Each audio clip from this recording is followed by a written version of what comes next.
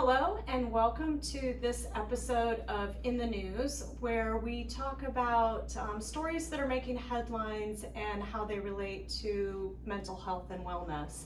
And today I'm with Andrea Greenlee, our Director of School-Based Services, and we're talking about over the last less than a year, 6 months, there's been a big increase in highly publicized deaths by suicide.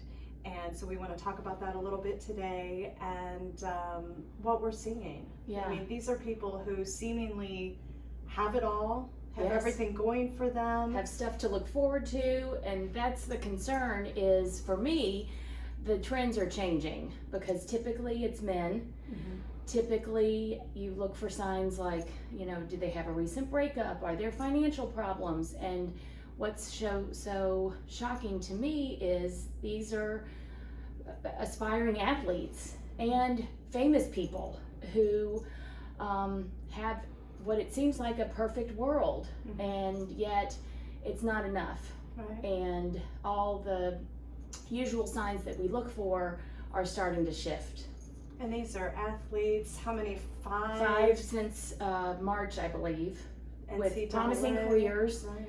And a Miss USA candidate or Mhm. winner from Mhm. 2019, and then of course the recent death of Noemi Judd as well, who the very next day was going to be inducted into her country music hall of fame. So Right. what more can you have to look forward to? It just speaks to, I think, the profound, impulsive behavior, and just the fact that you just, regardless of what's in the future, you don't feel like it's enough to keep you going.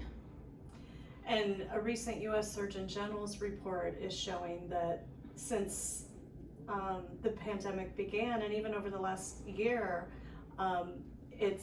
our youth are experiencing that same level of unprecedented anxiety and depression and uncertainty.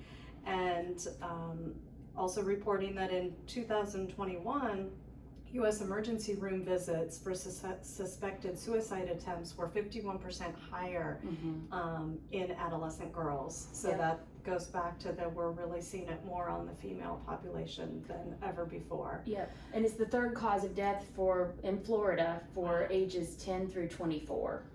So I guess the message is really, we don't have any clear-cut signs like we used to. And so to check in with those people, whether they have a history of depression or struggles that you're aware of, just those people that are close in your lives, just really maintain some real close contact if they fall in these demographics.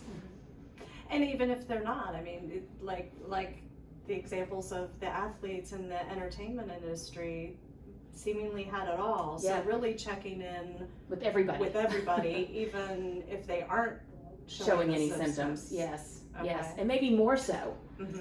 Maybe more so if they seemingly have it all. Mm-hmm. Make sure to check in. How do you start that conversation? Because it is a tough subject. Some people think that if you talk about it, Right, it makes them want to do it more, right? Which we know is not the case. I think just showing that you care. I mean, and the conversation can start with, look, I really care about you. I really enjoy you in my world.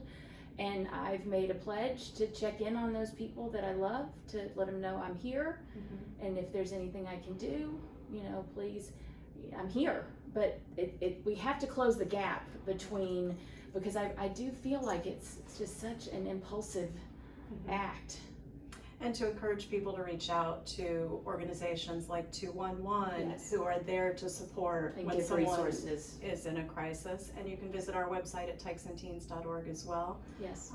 Thank you for being with us today, Andrea. Thank Always you. appreciated. Thank you. Thank you all.